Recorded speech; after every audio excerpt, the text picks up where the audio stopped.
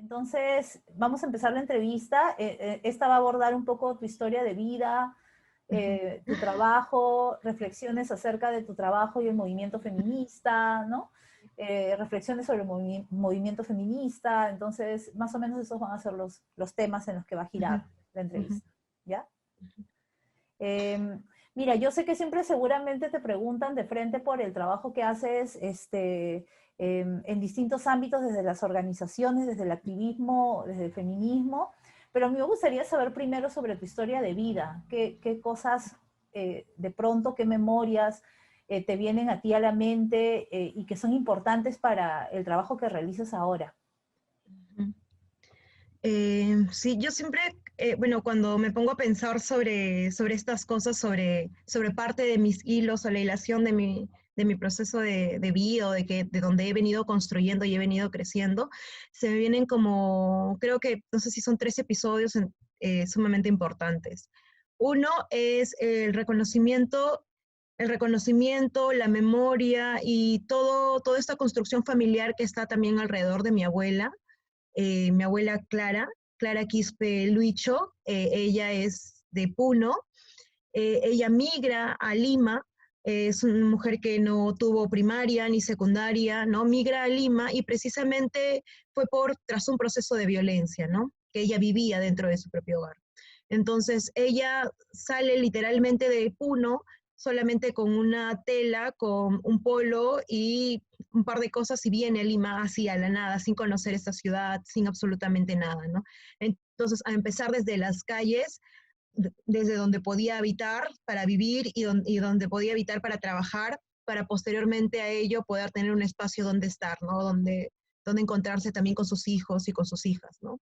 Entonces, parte de mi memoria familiar tiene que ver con eso, ¿no? Con el trabajo también muy temprano eh, desde la infancia de mi madre, de mis tíos, ¿no? Que son hijos de mi abuela, y de mi abuela, una mujer huyendo de este proceso de violencia y de todo lo que estaba ella, de todas estas cosas, ¿no? Entonces, para mí es muy fuerte todo lo que ella hizo, y es demasiado, y creo que nunca me alcanzaría no sé si algún día me alcanzaría las energías y la valentía y tal vez hasta la voluntad como para poder decir, dejo absolutamente todo del espacio y todo lo que pueda tener, y solamente me voy yo, mi nombre y lo que pueda decir, ¿no? Hacia allá. Entonces eso, y sin tener ni siquiera ni personas conocidas, ni educación, ni nada más que le pueda generar como por lo menos algo, ¿no? Entonces en esta voraz Lima también de la que se encontraba. Entonces, eso, ¿no? Sanarse a sí misma también de todas las violencias y todo. Y entonces creo que es una de las cosas que por lo menos con las que yo he crecido.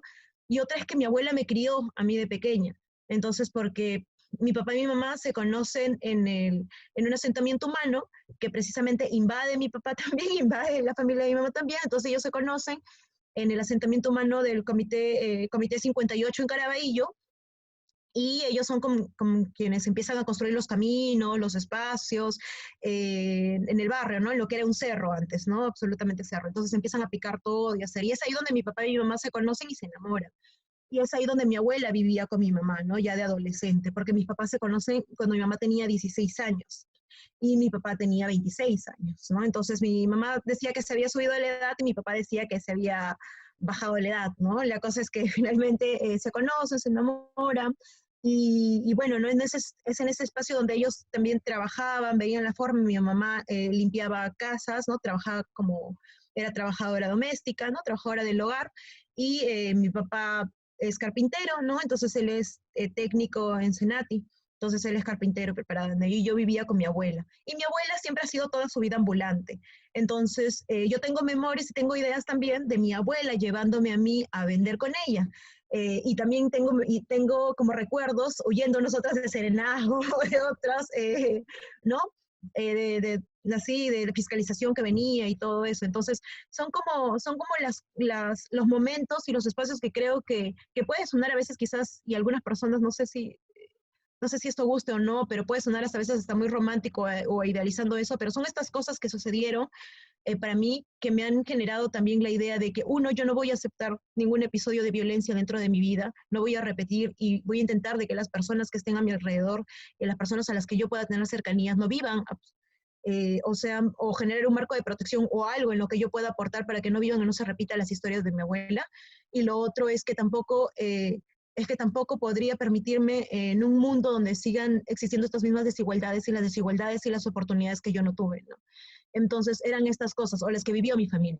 Entonces, yo creo que son como todas esas cosas acumuladas dentro de todo un proceso de vida que hace que en un momento yo diga que a partir de que puede acceder por lo menos a educación pública y ser la primera en mi familia de algo que ellos soñaban como súper lejano, que solamente comprendía la gente que tiene dinero o solamente comprendía que la educación universitaria o terminar la secundaria era para gente que, o para ricos, se podría decir, y que sea como que la única mujer, yo creo que me carga también no me carga en un sentido de que sea pesado, ¿no? Sino que me genera una responsabilidad también como para permitirme soñar más allá de donde ellos soñaron, en el espacio donde vivían y en el espacio y de todo lo que construyeron, ¿no? Tener una casa, tener un espacio donde vivir, tener todas estas cosas, ¿no? Estas comodidades que fueron construyendo también para mí en el marco de tener un techo y toda esa tranquilidad, creo que también va en el sentido de qué es lo que yo puedo seguir construyendo, ya no solamente para mí y para quienes están ahí, sino para las demás personas, ¿no? Entonces, eso fue creo que parte de alguna de las cosas, ¿no? El hecho de mi familia, mi abuela y todo, y lo tercero sería ya todo con lo que me tocó vivir en el Comité 58, ¿no? Todo lo que se veía, si bien era un espacio de cooperación entre los vecinos, vecinas, mi papá y sus 9 hermanos son quienes migran al Comité 58, entonces es un cerro de los Soto, ¿no? Viviendo con sus hijos, de hijos, familias. Y todo esto, si bien había momentos de intercambio comunitario que para mí me parecen sumamente importantes como para resistir frente a miles de familias o cientos de familias que no se encontraban en la nada, pero también era un espacio como para yo misma dentro de mi proceso de crecimiento, donde iba cuestionando algunas dinámicas sociales que se daban, ¿no? En este caso, los episodios de violencia también que se repetían, ¿no? Entonces yo creo que estas cosas también me hacían como repensar, ¿no? Por ejemplo, el hecho de que yo era la única niña a quien le celebraban el cumpleaños, y ni siquiera era un super cumpleaños, ¿no? Mi mamá me hacía una torta y era como que la torta y la canchita, pero había niños que no tenían ni siquiera un queque, ¿no? Ese queque torta que es lo que nos hace la mamá y mi abuelita.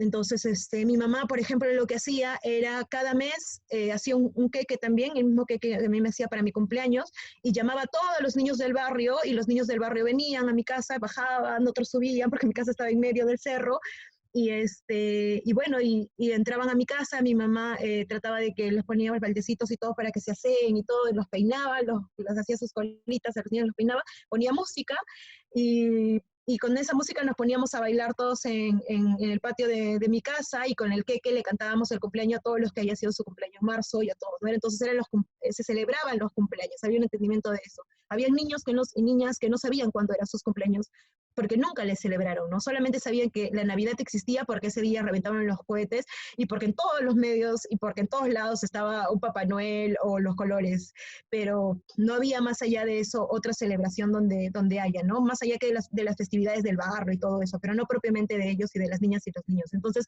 yo he crecido con muchos niños dentro de casa, ¿no? En el tiempo que fui como hija única, mamá siempre trataba mi papá y mamá hacían este ritmo de adoptar a los sobrinos, ¿no? O si un tío o una tía no podía criarlo, entonces ellos criaban. Entonces creo que de ahí también es como que nacen un poco estos encuentros y estas ideas de posteriormente generar una escuelita ya cuando me mudo, los clubes de niñas y todas estas cosas, ¿no? Entonces creo que viene un poco de eso. Hey, ¿y cuál es el primer contacto que tú tienes con el trabajo que realizas ahora? ¿Cómo el primer O contacto? el inicio, cuando tomas contacto, no quiero decir cuando te volviste feminista, pero ¿cuál es el primer contacto que tienes con el movimiento que te hace hacer todo lo que haces ahora? Yo creo que ahí no sabría cómo explicarlo muy bien, puesto que, por ejemplo, o sea, precisamente con los activismos, yo empezaba ya haciendo activismo y soy consciente recién de eso como que a esta edad, ¿no? De que a los 13 años el tener una escuela para niñitos y para niñas dentro de mi casa era activismo, ¿no? Sin recibir ningún tipo de remuneración, sin recibir absolutamente nada y solamente era por el por las ganas y por el entusiasmo de que haya niños y niñas que sepan leer y escribir, que haya niños y niñas que sepan contar y todas estas cosas, ¿no? O el buscar formas de poder tener un grupo de amigas para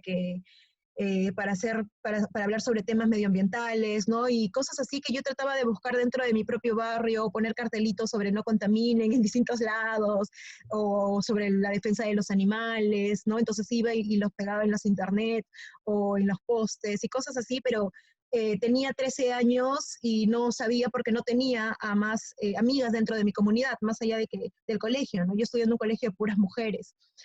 Eh, pero mi primera conciencia ya, eso es en el marco del tema de la niñez, ¿no? Pero en mi primera conciencia, por lo menos desde las cosas ya más pesadas, creo yo, desde las vivencias, desde las mujeres también, tienen que ver con un poema que yo recité cuando tenía 12 años y que trata sobre las mujeres que son abandonadas. Entonces, que son abandonadas y que están con un niño, que se encuentran arrastrando un niño, ¿no? O algo así menciona el poema. Es un poema de 12 estrofas, ¿no? Y cada estrofa tiene 4 versos. Entonces, yo tenía que aprenderme un poema para el colegio y papá siempre me contaba la historia de que una niña en el colegio le habían ganado el concurso de declamación, ¿no? Y esta niña había declamado esto. Entonces, a partir de eso, es que yo empiezo a aprenderme este poema, tengo este concurso de declamación en el colegio, pero ya no era solamente un concurso, sino que había cada palabra o cada verso de este poema calaba también parte de mí, ¿no? Entonces era como que leerlo nuevamente era repensar en la historia, era repensar en las memorias de cada una de las posibles mujeres que estén así en distintos espacios, ¿no? Mujeres, madres abandonadas, madres solteras viviendo. Entonces, eso, luego ya cuando tuve que repetirlo en más espacios, porque termino ganando el concurso, mis profesoras y todas ellas se sientan conmigo para hablar conmigo de esta temática, ¿no? De este problema también que viven las mujeres. Entonces creo que ahí también me centré un poco más en qué hay que hacer a partir de ello, ¿no? Dónde podemos encontrar los caminos para poder construir. De hecho, tenía muchas preguntas, tenía muchas dudas, pero estaban ahí dentro de ese proceso. Entonces, esa fue como creo que mi primera cercanía. Específicamente ya con los feminismos y decir, el feminismo, como propiamente como nombre, lo conozco recién en la universidad, cuando ya a los 17 años, porque anteriormente a ello yo me había topado con libros, la biblioteca de papá habría libros de Flora Tristán, había libros de María Jesús Alvarado, pero no, pero no las pero no las categorizaba propiamente como feministas, puesto que los textos tampoco las enuncian así directamente, los textos de historia, ¿no? Entonces, eso también hacía de que, de hecho, por lo menos para mí no haya ningún tipo de llamado de atención sobre ese término, ¿no? Y en las escuelas mucho menos, en la escuela parroquial mucho menos. Entonces, nada, creo que fue directamente en la universidad donde yo conozco ya este mundo de mujeres que estaban haciendo cosas que me hacen abrir los ojos de forma y me hacen latir el corazón de forma tan inmensa y que hacían cosas tan interesantes, tan bonitas y que es como que yo digo, ¿dónde estaba ese mundo que durante mucho tiempo quizás estuve buscando? O era el que mi abuela estuvo también generando los cimientos, ¿no? Uh-huh. ¿Y qué te ha inspirado a hacer el trabajo que realizas?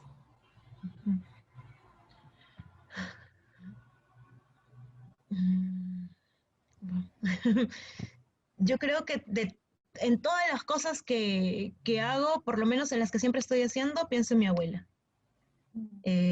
Eso, sí, es mi abuela. Mi abuela está en todas las cosas que pueda hacer. Mi abuela está en la niña que no puede reunirse o que sí puede reunirse con sus amigas, ¿no?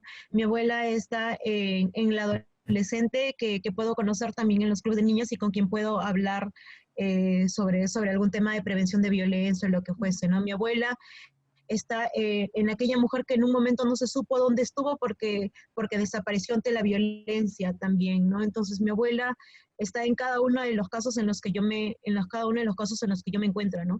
Y de hecho mi abuela está también en mi proyección de vida, ¿no? Yo sueño igual con tener un puesto de mercado o lo que fuese fijo para poder ver, ¿no? Porque es parte de es parte de nuestra memoria, ¿no? Y son cositas que las vamos construyendo y es, por ejemplo, parte de las metas que tenemos ahora con ella, ¿no? Entonces, yo creo que en todo donde pueda yo estar o donde pueda caminar, siempre menciono a Clarita, porque ella está en todo esto, ¿no? Y todas las memorias y todo lo que yo puedo haber vivido en un momento y todos los espacios donde yo pude haber estado son parte también y producto de todo su cuidado, fue producto también de todo lo que ella dio para mí. ¿Qué cambios personales tú has experimentado a partir de tu trabajo? ¿Cómo ha afectado tu trabajo en tu vida personal? Mi trabajo activista. En general, claro. Bueno, sí, lo que pasa es que tengo más. Sí, sí, sí, yo Así, lo sé. en, primero, yo creo que primero el activismo me cambió la vida totalmente. El conocer, como mencioné, a las feministas, a las compañeras, me hizo ver otra realidad de la Lima en la cual yo vivía, del país en el cual yo vivía. Me permitió también estar en otros espacios y pisar otros lugares en los cuales yo había comprendido, o por lo menos mi construcción ¿no? Mis procesos de socialización me habían hecho entender que no eran espacios para mí, o que eran espacios de las otras o de las otras personas que quizás no eran diferentes o totalmente diferentes a mí y diferentes entendía en que no pertenecía, ¿no? Entonces, que fue un choque cultural bastante fuerte también cuando yo empiezo recién la universidad, ¿no? Y cuando empiezo a conocer estos lugares y todo. Entonces, fueron como las primeras puertas y después de eso, cuando ya se fueron concretando algunos proyectos o ya me di cuenta que no había como límites para seguir ideando cosas o seguir pensando otras formas de qué hacer más allá del límite del tiempo y las energías. Cuando me di cuenta de todo eso, creo que las felicidades iban viniendo poco a poco, ¿no? Las felicidades en el sentido de la satisfacción de cada una de las cosas que hacía, las felicidades en el sentido de las personas en las que iba conociendo, la felicidad en el sentido de cómo el feminismo también te salva la vida por muchas cosas que empiezas a repensarlas sobre cómo tú misma estás creciendo, sobre cómo tú misma estás tomando ciertas acciones, ¿no? Entonces, yo creo que reformula en realidad el activismo feminista, los espacios feministas, las compañeras feministas reformularon absolutamente toda mi dinámica de vida, todo lo que yo había tenido o como había visto el mundo de una forma antes. De hecho, reafirmaron algunas cosas en las cuales yo iba buscando, en las cuales yo iba sintiendo, pero cambiaron absolutamente la mirada y la dinámica de querer ir haciendo otras cosas y también y también me dio la fuerza como para yo sentirme parte de, ¿no? Entonces creo que eso es por lo menos lo más importante ahora, ¿no? Es como cuando decimos a veces ahora ya no me chupo de que yo puedo estar ahí y nadie me va a mover, o yo puedo estar aquí y nadie me va a mover, al temor de hace unos años, ¿no? O al temor de la caída adolescente que simplemente no podía estar ahí porque sentía que ese espacio no era para ella, ¿no? O que eran otras las mujeres. Entonces creo que eso también parte de la construcción del feminismo propio, ¿no? De cómo una va a distintos espacios con distintas compañeras feministas y todo lo demás, pero vas con toda tu carga, con toda tu construcción cultural, con toda tu construcción de memorias, con todo esto, y estas cosas también te sitúan de una forma diferente en otro espacio, ¿no? Y el feminismo lo que hace es darte poder también como para sentirte segura dentro de estos lugares y segura contigo misma, pero también con las compañeras, ¿no? Seguras con ellas también. Entonces, eso, a mí me ha generado muchas satisfacciones. Ya las cosas que después fueron saliendo, fueron naciendo, o, o los saludos, o cosas que después se fueron como construyendo o teniendo de la nada y sin esperarse, creo que era producto de cada uno de los pasitos que se van dando y que, bueno, y que existen porque a veces son parte de, ¿no? ¿Y cómo definirías tú el feminismo, Kate? Yo definiría el feminismo como un movimiento que a mí me dio protección, como un movimiento que a mí me salvó la vida, como un movimiento que a mí me me generó las ganas de seguir soñando, ¿no? De seguir soñando. Y también que a veces me resta muchas de mis energías con mucha felicidad. Antes mencionaste que no solamente es el activismo porque trabajas en otro tipo de espacios. ¿En qué ámbitos, espacios o ámbitos de acción es que has enfocado tu trabajo? Primero, desde el espacio feminista estoy viendo con el tema con los clubs de niñas, que es un proyecto y una propuesta de hacer clubs de niñas a nivel nacional o en todos los espacios donde fuese posible y definitivamente iniciando por por espacios donde se encuentran en mayor situación de vulnerabilidad, ¿no? Donde las condiciones de vulnerabilidad son más agravantes. Y lo otro es el tema de mujeres desaparecidas, ¿no? Abordar la problemática en general también, no solamente a nivel nacional, sino también hay una propuesta, y de hecho es con algo con lo que sueño, y es generar una propuesta de una red latinoamericana, que es con la que estamos construyendo con algunas compañeras en México, en Argentina, y otro es una red mundial donde podamos hablar todas de dónde están aquellas mujeres que nunca se contaron a través de nuestra historia, ¿no? O que aquellas mujeres que fueron olvidadas simplemente, ¿no? Que fueron borradas de la memoria ciudadana y la memoria estatal. Entonces, esa es una de las cosas desde los activismos, y lo otro es ya desde mi formación profesional, ¿no? Como socióloga. Desde mi formación profesional como socióloga me he dedicado desde los inicios en el tema de derechos sexuales y reproductivos. Es más, yo me inserto en los activismos a partir de las campañas por los derechos sexuales y reproductivos. Creo que ahí es donde tengo como más punch en todo esto después. Inicio ahí en Flora Tristán, luego de eso he estado en espacios también por de patrocinios para niños y para niñas en otras organizaciones, ¿no? Trabajando. Luego ya vino el periodo también legislativo, ¿no? En la Comisión de Mujer y Familia, donde me tocó trabajar acompañando a compañeras feministas en propuestas legislativas o iniciativas también desde el Congreso, para poder ver las normativas y poder ver las formas de incidencia también con la ciudadanía, pero también desde autoridades de fiscalización de servicios estatales y esenciales para las mujeres y para las niñas e integrantes del grupo familiar, ¿no? En caso de adultos mayores y adultas mayores. Entonces, esa ha sido parte de las cosas en las que he venido participando, en el diseño y desarrollo de proyectos sociales también vinculados en el marco de derechos de mujeres. Y bueno, y actualmente me encuentro trabajando en Chirapac, ¿no? En el Centro de Culturas Indígenas, precisamente también para proyectos en derechos sexuales y reproductivos en mujeres jóvenes indígenas. Mm. En todas estas organizaciones en las que has trabajado, ¿cuál ha sido tu experiencia trabajando como mujer? ¿Has sufrido alguna discriminación o prejuicio por ser mujer? Las discriminaciones y prejuicios las he recibido quizás antes de insertarme en estos espacios, ¿no? Creo que he tenido la fortuna, ¿no? No sé si llamarlo privilegio, porque ha sido parte también de mis procesos de aprendizaje y de formación, pero sí he tenido la fortuna de poder trabajar en espacios feministas, en espacios donde me he sentido de alguna forma respaldada, donde han sido espacios de aprendizaje, de retos, sí, pero con compañeras, pero yendo con compañeras de la mano con todo, cada uno de mis aprendizajes. Entonces, a ellas tengo como las deudas y tengo el cariño por todo este proceso. De,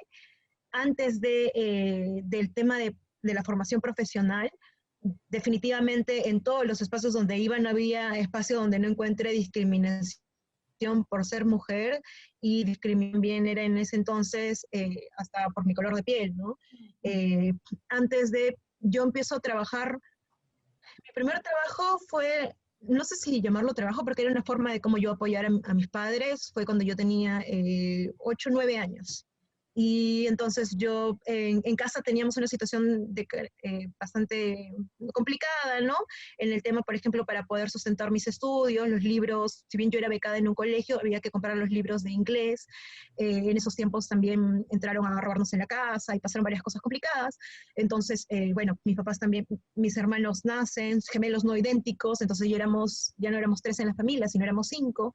Entonces, bueno, mi mamá hacía los chupetes en la madrugada, cuando papá se iba a dormir, hacíamos los chupetes toda la noche, papá se iba a trabajar, y yo había estado juntando en la venta de chupetes primero en casa mismo, de 10 céntimos en 10 céntimos hasta que conseguí los 9 soles, y con esos 9 soles agarré y me fui al mercado de la Cumbre, que es un mercado cerca a casa, me compré una cajita de Tecnopor, y al día siguiente buscamos un canguro que estaba por ahí guardado, mi mamá me cosió el canguro, me puso la gorrita con mi polo, mi chorcito, y agarré y salí a vender chupetes a la calle.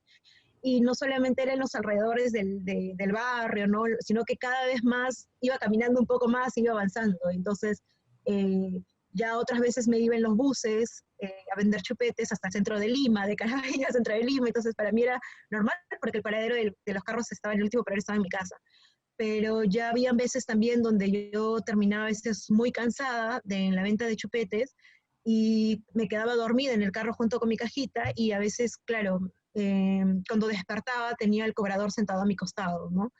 O cuando despertaba sentía de repente, o a veces antes de bajarme, sentía como que una mano o algo en mi pierna, ¿no? Y eso hacía que me despierte, ¿no? Entonces era o algún pasajero que se estaba bajando y que me había tocado la pierna, o era el cobrador quien estaba, ¿no? Entonces esto eran como que cosas que definitivamente fueron los primeros episodios de violencia también de parte de los que yo empezaba a vivir simplemente por salir en la calle, por estar, ¿no? Entonces en otros espacios. Después de eso, yo empiezo cuando termino la secundaria, como papá y mamá me dijeron de que, bueno, a lo mucho que podían llegar era darme secundaria y después de eso, si bien se aspiraba que yo estudie más cosas, no había las oportunidades, entonces yo me dedico a trabajar en una ferretería. En realidad trabajé vendiendo linternas, trabajé en una ferretería, me fui también a restaurantes, un montón de lugares, pero lo de la ferretería fue más marcado para mí porque yo trabajaba ahí despachando y haciendo las boletas. Entonces, habían trabajadores también quienes se dedicaban al tema de la carga, ¿no? Al cemento, a cargar las cosas y todo ello. Y entonces yo quería estudiar, yo quería seguir estudiando. Entonces, de lo que yo ganaba 15 soles diario y a la semana creo que eran como 100 soles, algo así, de lunes a domingo. Entonces me daban los domingos al mediodía, me daban los 100 soles y luego ya tenía mi domingo toda la tarde libre, ¿no? Y entonces en este lugar donde yo trabajaba, si bien la gente me trataba muy bien en el tema del señor Gabriel, los jefes eran muy amables, lo que pasaba era que un día me entero de que cuando yo me iba al baño a cambiarme, porque luego de eso me iba a estudiar, me metía al inglés, ¿no? Entonces me iba a estudiar el inglés en las noches, los chicos habían hecho un hueco en la puerta del baño para verme mientras yo me aseaba antes de salir. Entonces, esto luego lo terminó descubriendo porque una de las niñas, que eran las hijas del señor Gabriel, viene corriendo, me avisa, ¿no? Cuando yo salgo del baño, viene corriendo y me avisa que todos los había visto en la puerta tratando como tornándose para verme. Entonces, de hecho, esto fue algo que a mí me chocó muchísimo, ¿no? Porque era otro espacio en el cual estaba trabajando, intentando construir. Yo pensé que ahí me iba a quedar como mucho más tiempo, ¿no? Y si bien, claro, luego de ello despidieron a uno de ellos, bueno, lo alejaron por un tiempo a uno de ellos, yo de todas maneras tenía que seguir ahí porque no había otro espacio donde me den por lo menos un trabajo como ese, donde pueda tener el tiempo para luego yo poder salir a las 6 de la tarde, porque la mayoría de trabajos era de 8 a 8 o de 8 a 10 de la noche, entonces yo salía a las 6. Entonces, las condiciones del horario, el trato también con la familia, ¿no? De los jefes de ese espacio. Entonces, todas estas cosas también hicieron que, bueno, que yo me quede, ¿no? Y porque me habían garantizado que iba a estar bien y todo, y porque no tenía otra oportunidad, tenía 16 años, entonces en otros lugares me pedían siempre mi DNI y pues era como una de las complicaciones, ¿no? Anteriormente había trabajado, sí, vendiendo linternas, pero me explotaron y fue una estafa total, aún peor, me explotaron aún más que en el otro trabajo porque ahí fue donde sufrí ya fue discriminación ya por mi color de piel o por cómo soy, o no sé, porque vendíamos, si bien era un tema de, vendíamos linternas, nos daban linternas para vender, como los chicos y las chicas que salen con sus ternos y van y venden por las puertas y las casas. Primero que en ese lugar donde fui a dejar mi CV, ¿no? Y todo esto, para trabajar, nos, me pidieron a mí mi partida de nacimiento, a la mayoría de chicas les retenían el DNI hasta todo el día, era un tema bastante complicado porque la mayoría de chicas eran migrantes también con quienes trabajaba. Nos llevaron a un lugar donde yo no conocía porque yo era de Caraballo y el lugar donde teníamos que estar era en Comas, entonces nos llevaron a San Isidro y en San Isidro, supongo que era San Isidro porque decían que era San Isidro, yo no sabía que era San Isidro o qué parte de Lima existía, más allá de que era todo diferente. Entonces, cada vez que yo iba a venderle algo a alguien, la gente pensaba que yo les iba a robar. O habían señores que entraban a restaurantes y yo me acercaba a saludarles para venderles las linternas y los señores que tenían hijos que tendrían mi edad también les decían, ¿no? Cosas así, ya ves, tienes que estudiar para que no termines como esa, o cosas así, ¿no? Entonces, o decían, ven, te va a robar, no ven que no sé cuánto, o hay algunos que roban niños, o cosas así, ¿no? Entonces yo solamente quería venderles linternas, ¿no? Entonces, todas estas cosas, de hecho, a mí también me marcaban y me dolían, pero entendía que quizás era parte de las formas de trabajar, ¿no? En este espacio. Lo otro es que ya yo terminé huyendo de ahí vi un carro que decía Comas, Caraballo, no sé por dónde, de los tantos lugares que he caminado por ahí, porque estaba perdida, nos llevaban a lugares donde no conocíamos y luego nos recogían en otros, nos iban como vigilando, ¿no? Por dónde íbamos vendiendo. Y vendíamos todo el día y recién almorzábamos o comíamos en la noche, con la promesa de que íbamos a comer una pizza o un pollo a la brasa, ¿no? Y yo nunca había comido una pizza, entonces era como que, wow, esta vez iba a haber, nos van a pagar con la comida más de lo que deberíamos ganar, entonces cosas así, ¿no? Entonces la emoción por comer estas cosas, o la emoción por ese tipo de accesos hacía que aguantemos todo esto durante el día, ¿no? Hasta que un día yo agarré y dije, ya no más, porque nunca llegué a probar la pizza, y no más porque, o sea, lo tomo como ya en forma de quizás de superado el hecho, ¿no?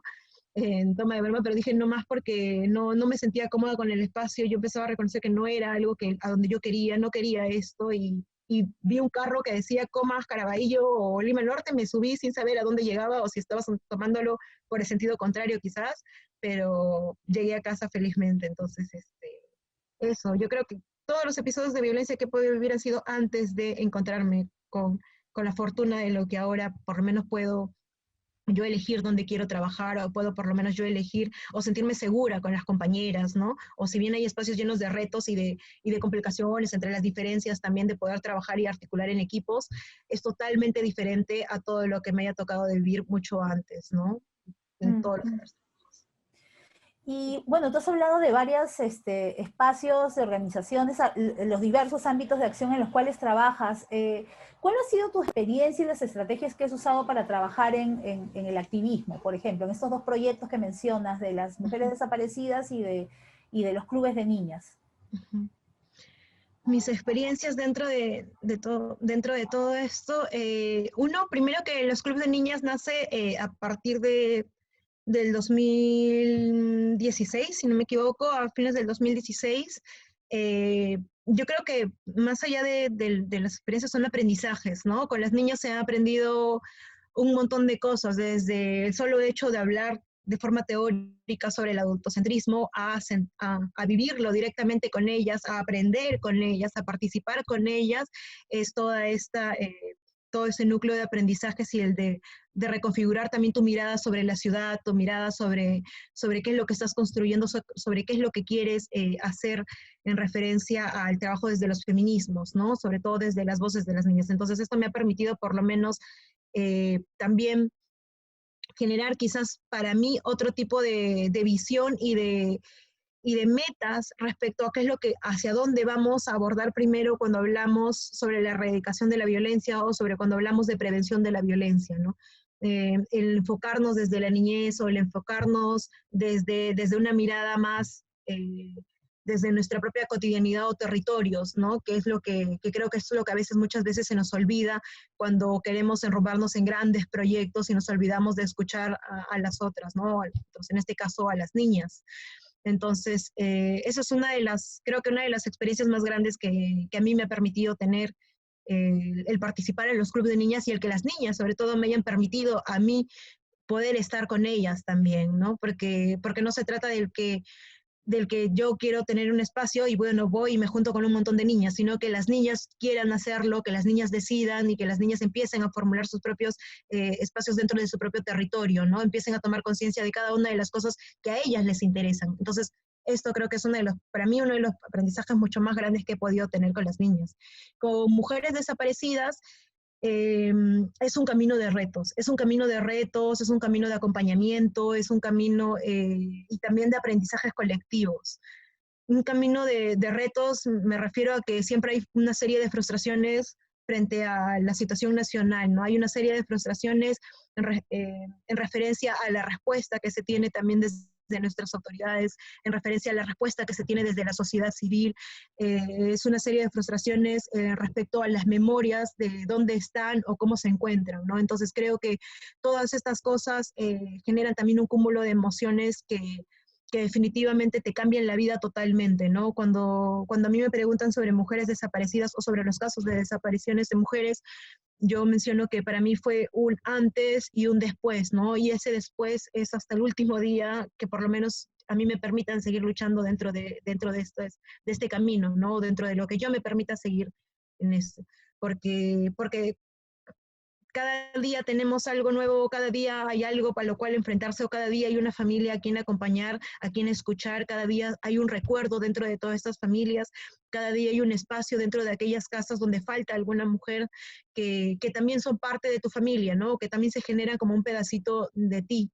Entonces, esto es lo que a mí me genera con mujeres desaparecidas, desde el tema de las deudas estatales en la indignación, desde el tema en el acompañamiento con las familias y con mis familias también, y con el sentido de qué es lo que queremos construir de aquí en adelante, ¿no? Con aquellas y con todas las que nos sigan faltando. Entonces, más o menos de eso se trata.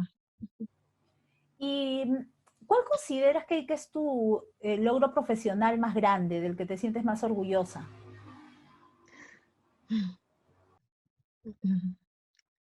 Wow.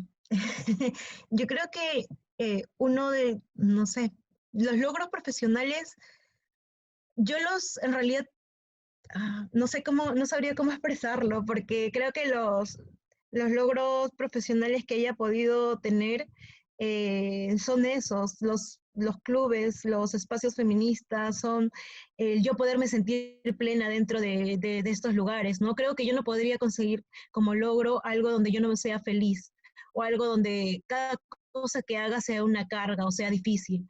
Definitivamente es complicado, hay veces donde nos cansamos, hay veces donde uno dice, ya hoy no voy a planificar nada, hoy voy a descansar, pero es ¿no? Porque es parte de uno mismo, pero no porque diga, no, ya no quiero más esto, ¿no? Entonces, creo que el logro profesional que puedo ir construyendo ahora es que siento que aquella niña que en un momento no soñó con ser profesional, con vivir todas estas cosas, ahora lo está logrando. Entonces, cada una de las cositas y cada uno de los pasos y cada uno de los caminos y cada uno de los lugares donde yo me puedo expresar es un logro profesional que voy adquiriendo también porque son cosas que me van haciendo feliz a mí. Entonces, yo digo, todo lo que ahora estoy viviendo, que a veces parezca de ensueño, son parte de caminos que he ido dando y son parte de los procesos también que se van construyendo con mucha gente también que está ahí y que confía, ¿no? Entonces, si no hubiese gente que confíe, si no hubiese gente con tantas ganas de hacer cosas, creo que no habría alguien ahora también hablando con muchas esperanzas o con mucho amor sobre esto, ¿no? Entonces, esos los logros son el camino de lo que está. Okay. ¿Y tú que vienes activando desde, o sea, eres bien joven, pero bueno, como tú misma dices, has empezado a activar así como desde los 13 años, ¿no? ¿Cómo has visto los cambios a través del tiempo en relación al contexto social, político? ¿No? A ti te ha tocado atravesar también diversos contextos. En relación a tu trabajo, ¿cómo ves ese cambio? El contexto social y político. Bueno, por lo menos desde la mirada de una, no sé, pues de una niña que creció en Caraballo y que luego conoció Lima Norte y que cuando recién estuvo en la universidad pudo conocer las otras Limas y pudo conocer a lo que le llaman el centro de Lima, ¿no? O la Lima de las urbes. eh, Creo que y los retos en los cuales luego ya me he ido enfrentando dentro del proceso de cada uno de los caminos, eh, creo que, creo que podría decir que sí se ha avanzado mucho, ¿no? Se ha avanzado mucho y es con las compañeras. Hemos tenido han habido muchas dificultades en el sentido de poder sentirnos dentro de estos espacios y que, claro, cuando uno lo ve sola, piensas de que son dificultades particulares o son dificultades personales, pero luego cuando uno lo ve en colectivo, lo ve con las memorias de otras compañeras dentro del movimiento feminista, cuando uno luego lo ve hacia afuera, eh, hace el análisis de que definitivamente todos son procesos también que vienen a partir de estos episodios de migración, que vienen a partir de todos estos caminos que anteriormente se fueron construyendo y que gracias a muchas de ellas me permitieron luego a mí estar dentro de una universidad y poder seguir participando, ¿no? Entonces, yo vería como un poco desde eso, ¿no? Si bien desde los medios de comunicación antes se escuchaba de una forma más grotesca lo que sucedía, por ejemplo, con las mujeres, luego poco a poco se han ido, entre pasitos y pasitos se han ido cambiando algunas de estas cosas, ¿no? Entonces esto, por ejemplo, lo hace mucho más interesante, ¿no? Antes en mi familia no se podía hablar de temas de derechos sexuales y reproductivos o cosas o sobre el aborto en específicamente, ¿no?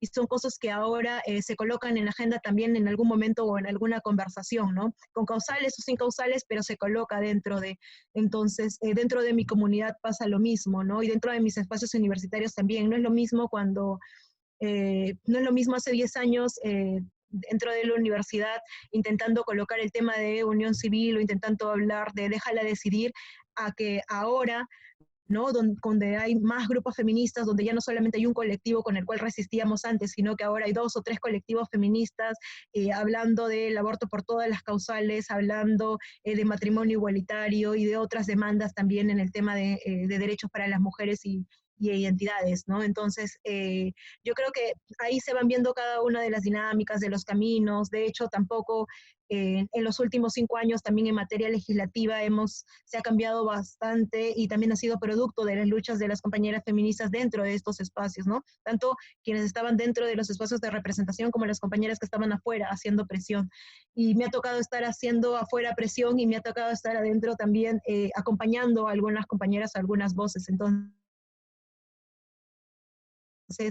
yo creo que el panorama que podría haber, por lo menos para mí, en el marco de los últimos 10 años o 15 años, definitivamente tiene muchas lecturas porque tiene que ver también desde mis espacios reducidos, de donde yo podía ver el mundo, y desde los espacios donde después yo pude aperturarme un poco más o generar unos binoculares mucho más grandes, y fue de la mano también de compañeras que en sus procesos de luchas anteriores me permitieron estar ahí sentadas con ellas o me permitieron estar ahí conversando con ellas. Y me permitieron, me refiero a las oportunidades que se aperturaron para que yo pueda estar estudiando o para que yo pueda participar o para que mi voz sea escuchada en otros lados, ¿no? Entonces, esto lo veo en una referencia de una forma mucho más macro, ¿no? De una forma en la que sí, pues hemos ido avanzando, se han avanzado desde distintas luchas, ¿no? Desde compañeras feministas que han estado dando voces, pero desde compañeras también que quizás no se consideraban feministas en un momento, pero que han estado denunciando violencias también desde sus territorios y permitieron que otras mujeres tengan una mejor calidad de vida. ¿Cuáles son 2 proyectos que te parezcan como muy relevantes en los que has trabajado? ¿Proyectos de tus organizaciones o proyectos como socióloga, ¿no? Acompañando estos otros espacios de los cuales acabas de hablar? 2 proyectos. ¿Dentro de mi carrera profesional o dentro de los activismos? En cualquiera de los 2. Dentro de los 2 proyectos, 2 cosas. Yo creo que con mujeres desaparecidas, por lo menos el proyecto de hacer una comunidad de donde se encuentren, poder hablar de estas cosas, creo que son una de las acciones más potentes, por lo menos que podamos tener. Al margen de generar incidencia hacia afuera, de revisar los casos, de nosotras mismas tener en cuenta de a dónde hay que incidir, el momento o los espacios donde nos encontramos para conversar, para preguntarnos cómo estamos, para hablar sobre cosas que para nosotras son trascendentales, creo que es una de las cosas que por lo menos nos genera también, nos acompaña, nos genera tranquilidad, nos da aquello que no recibimos o aquello que no reciben las familias y que deberían de hacerlo por parte del Estado, ¿no? Esos espacios de acompañar y generar una sanación también colectiva. Entonces, y son muchas de las cosas en las que a veces se olvida también, ¿no? Por lo menos en casos de mujeres víctimas de violencia o de otros, ¿no? Y que luego termina generando costos sociales mucho más grandes. Entonces, una de las cosas que a mí me parece importante es esa, encontrarnos entre nosotras, conversar, hablar sobre los casos de sus hijas, sobre cómo se encuentran, hace que las familias tengan este proceso sobre todo mucho más llevadero, o hace que este proceso no sea aún más doloroso, ¿no? Frente a todas las ausencias sociales y estatales. Entonces, esa sería una, creo que, de las cosas que a mí me parecen más interesantes.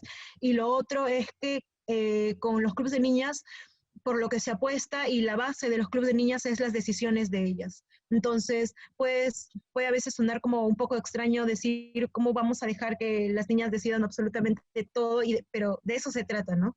Y de eso es lo que se trata cuando decimos luego ¿por qué hay mujeres que no denuncian violencia, ¿no? O por qué les estamos siempre dando órdenes a las mujeres diciendo de que lo hagan o que denuncien o por qué no lo hacen. Entonces, antes de preguntarnos todas estas cosas, creo que debemos de preguntarnos si las hemos dejado hablar a las niñas, si hemos dejado, es más, no dejamos, no es que otorguemos nosotras, sino que permitamos que sus voces sean escuchadas. Entonces, los puros de niñas se hacen bajo ese tipo de dinámicas, en el que algún momento yo ya no estaré, en el que en algún momento ya no estarán otras compañeras, y que ellas son quienes van a liderar esos territorios, en que ellas van a ser las siguientes alcaldesas, regidoras, las siguientes, no sé, presidentas, como muchas de ellas quieren serlo. Entonces, de eso... De eso hablamos cuando nos referimos a una construcción colectiva dentro de un solo espacio y de territorios fortalecidos, ¿no? Y que sean mujeres quienes estén liderando estos caminos, y sean mujeres quienes estén construyendo también y acompañando los sueños de otras mujeres dentro de sus propias oportunidades, ¿no? ¿Y en qué proyecto estás trabajando actualmente, Kate? Bueno, ahora en realidad estoy haciendo más en medio de esta pandemia. Estamos tratando de ver el tema de base de datos, generar base de datos sobre cuál es la recurrencia y las ausencias también que sienten las familias. Entonces, creo que hay una de las cosas que nos sigue faltando, si bien se va a implementar el registro nacional recién, ¿no? Registro Nacional de Información de Personas Desaparecidas.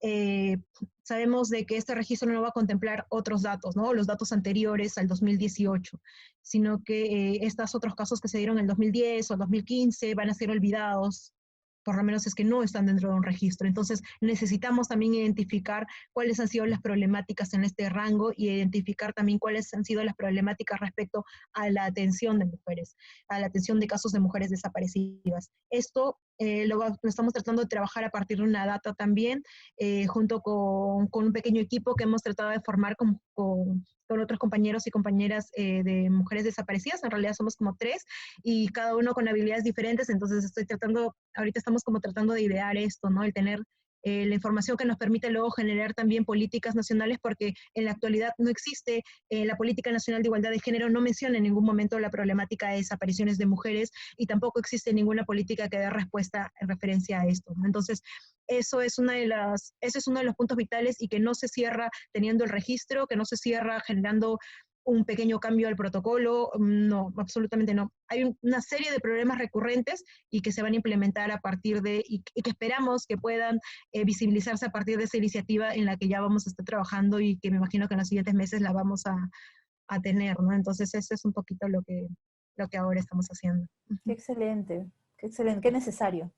Uh-huh. Kate, tú también que has pasado por la universidad y por estos ámbitos académicos, ¿cómo ves la relación entre la investigación y el activismo feminista? Uh-huh.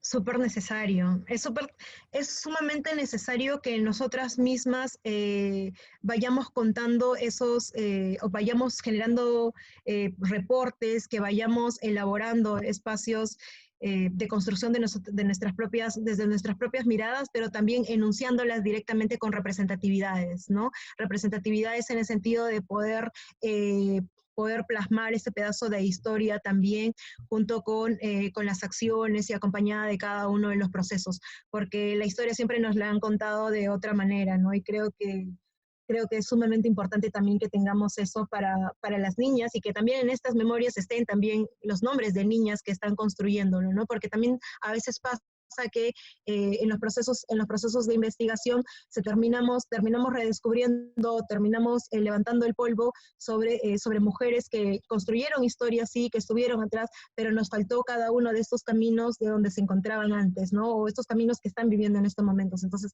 yo creo que es importante también empezar a hablar de eso, ¿no? O que sé que hay muchas tesis, por lo menos en el tema de estudios de género, de las alcaldesas, de cómo se están enfrentando en estos momentos, o cómo va el tema de paridad y alternancia en distintos espacios, o los temas de cuotas en otras regiones, en comunidades también.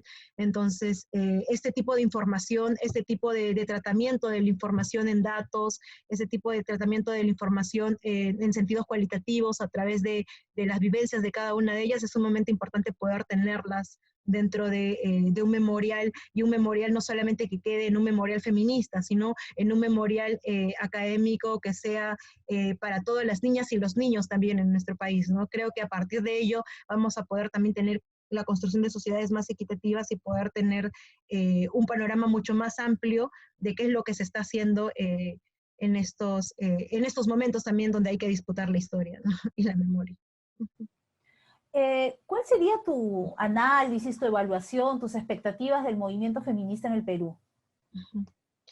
Yo creo que el movimiento feminista en estos momentos está o por lo menos ya centrándonos, haría una revisión desde América Latina hasta el Perú, se encuentra en una ebullición inmensa, ¿no? En estos momentos estamos como en un momento efervescente donde cada día hay un rostro nuevo desde los feminismos, ¿no? Si bien antes quizás nosotros éramos, ¿no? Un rostro nuevo, en este caso quizás mis compañeras y yo éramos un rostro nuevo, pues ahora hay 30 o 20 o 15 rostros nuevos en distintos espacios, haciendo cosas interesantes, haciendo cosas bonitas, articulando con otras compañeras. Entonces, las campañas por los derechos sexuales y reproductivos, está ahorita moviendo una marea verde en toda América Latina, en nuestro país nos estamos encontrando y estamos entre retos de poder articular dentro de nuestras diversidades, pero dentro de estos retos de la articulación del reconocimiento de nuestras diferencias, también está la articulación, también está el amor y el encuentro de cada una, ¿no? Porque yo es por lo menos lo que he podido percibir y es lo que a veces se da cuando hay ciertas acciones o ciertas cosas, ¿no? Donde la mirada de todas está también sobre cada uno de las cosas que van construyendo otras compañeras o de lo que se va haciendo. Entonces, creo que el encontrarnos y el reconocernos entre nuestra diversidad va a generar esta gran ola, sobre todo feminista, dentro de nuestro país, que ya de por sí se viene dando, ¿no? Se viene dando con cada una de las acciones de otras compañeras. ¿Cómo ha sido tu relación con otras organizaciones de mujeres en tu trabajo?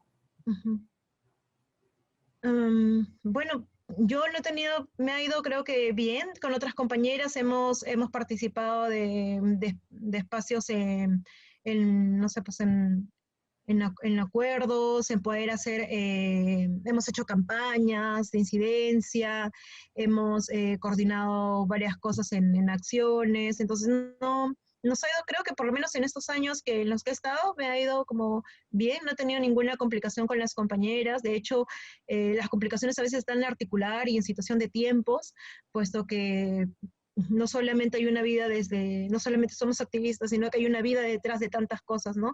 En muchas de ellas, pero siempre ha habido como un compromiso, ¿no? O ciertos liderazgos también bien marcados que te empujan a generar más cosas. Entonces, bien, sí. ¿Y has tenido también oportunidad de trabajar con organizaciones de mujeres de otros lados de Lima, o sea, del Perú, mejor dicho, fuera de Lima? Uh-huh.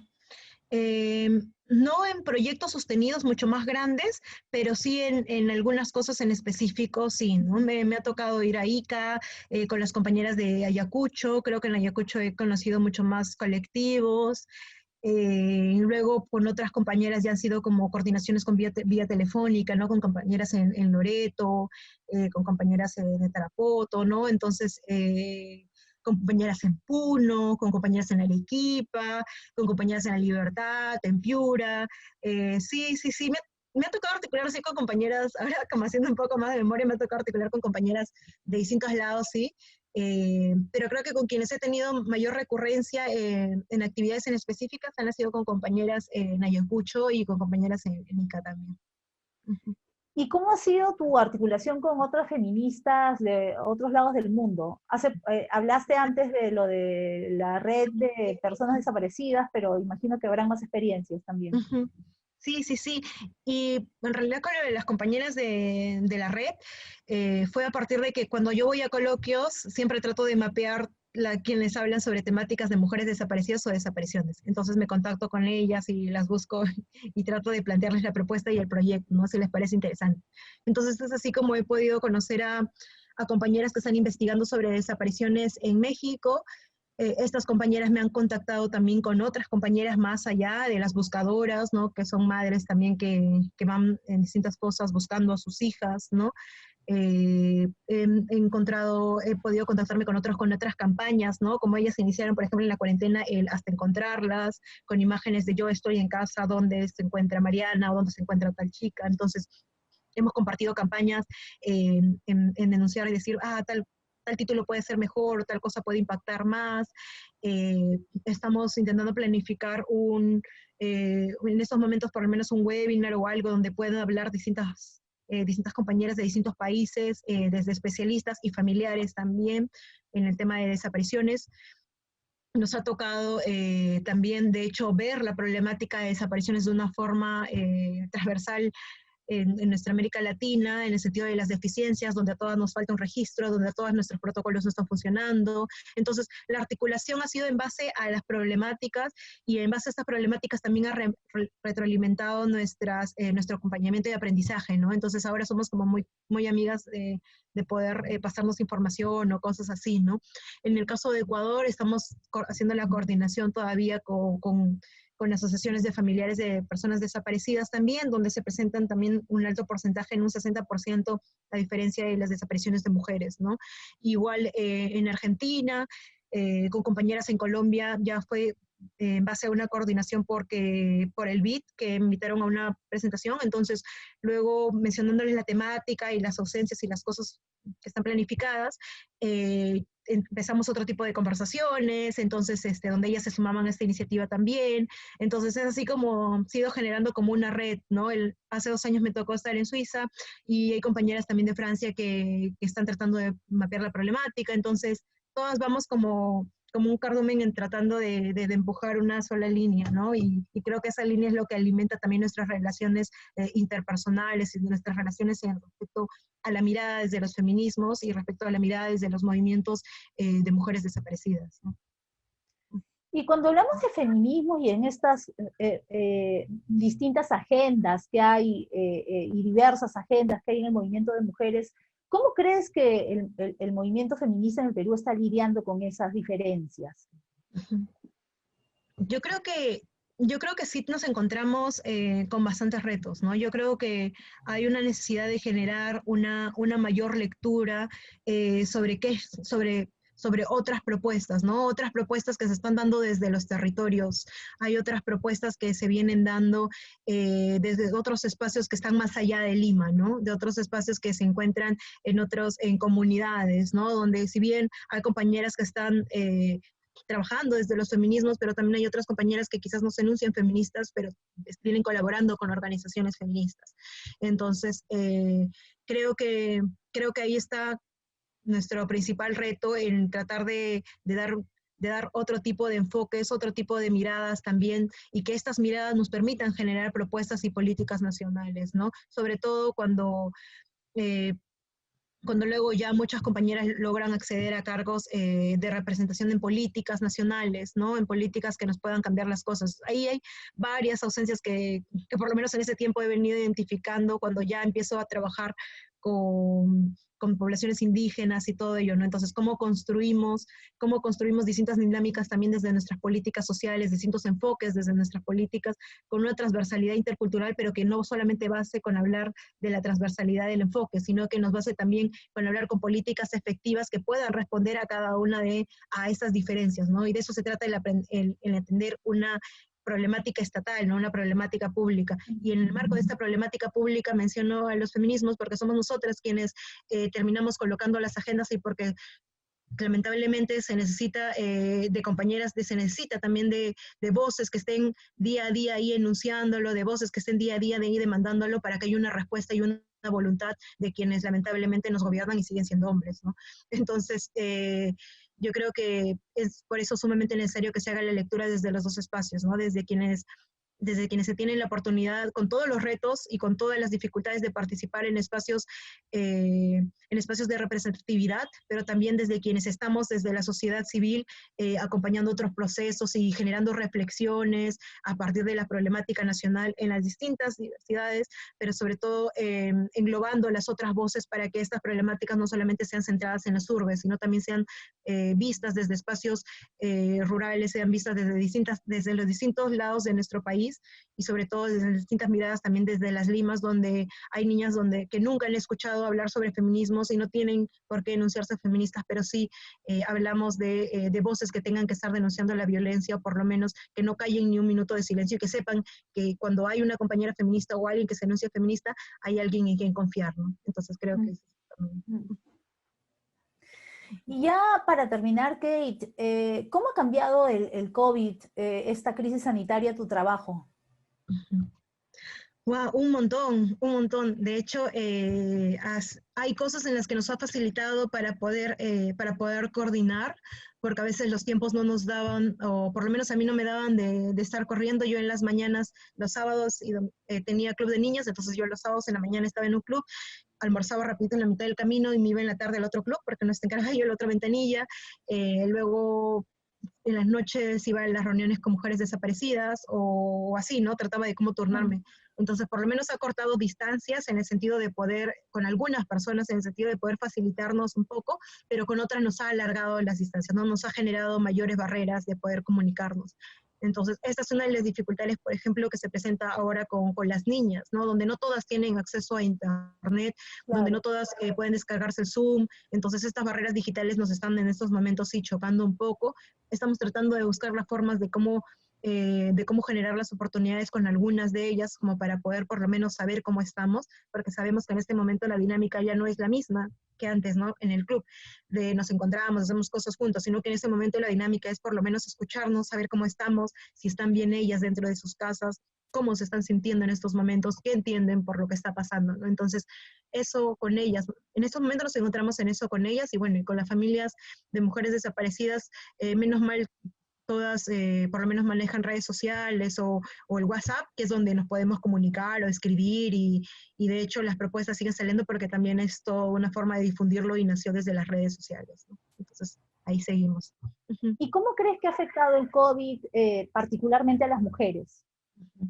Uf, el COVID ha generado otra emergencia más sobre la emergencia que ya vivíamos, que ya veníamos viviendo las mujeres durante todo este tiempo, durante décadas, ¿no?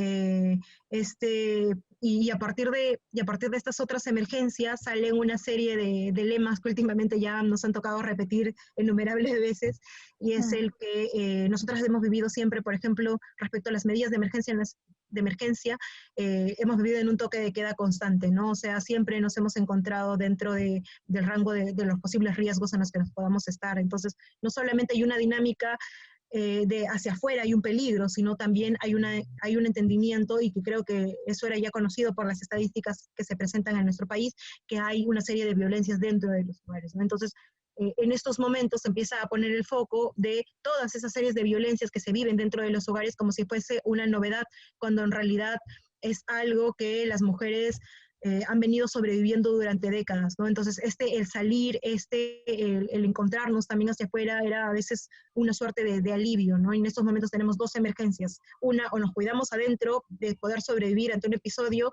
o afuera a contagiarnos o contagiar del COVID, ¿no? Y no solamente salimos afuera, sino que luego esta también es una carga de responsabilidad sobre las mujeres dentro de sus propias casas, ¿no? El tema de los cuidados, este sostenimiento de la vida que están generando también las mujeres en estos momentos, y que se termina perpetrando en los roles de género, ¿no? El trabajo de los cuidados, no solamente en el sentido de la familia directamente, sino el trabajo de los cuidados también que se sigue perpetrando en otras imágenes, en el sentido del cuidado de los enfermos, en el cuidado de la ciudad, en el sostenimiento de la vida, porque en estos momentos quienes están disputando en zonas en mayores condiciones de pobreza, en mayores situación de pobreza, son las mujeres con las ollas comunes.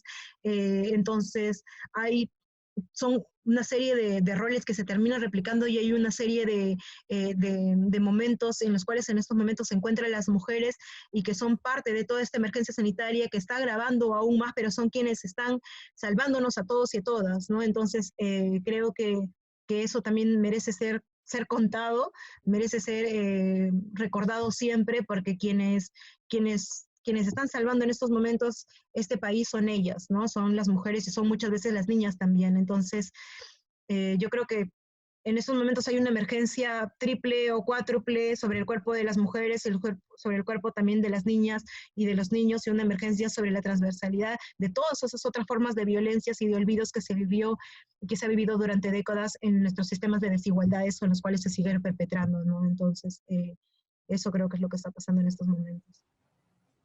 Muchas gracias, Kate. Muchas gracias por tu tiempo. Qué importante el trabajo que realizas. Bueno, he disfrutado mucho la entrevista y he conocido más cosas de ti que no sabía.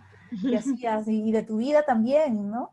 Bueno, te agradezco muchísimo el tiempo porque yo sé que estás súper ocupada y como ya sabes, la entrevista estará en un website donde podrás ver las otras entrevistas también y hay la oportunidad de que pongamos una bio tuya y una foto. Entonces, si tienes una foto que particularmente te gustaría que esté, pues sería la voz que me la mandes igual con una bio corta. Igual te voy a hacer acordar para que me mandes el formato de consentimiento y también me envíes justamente eso, la foto y la bio.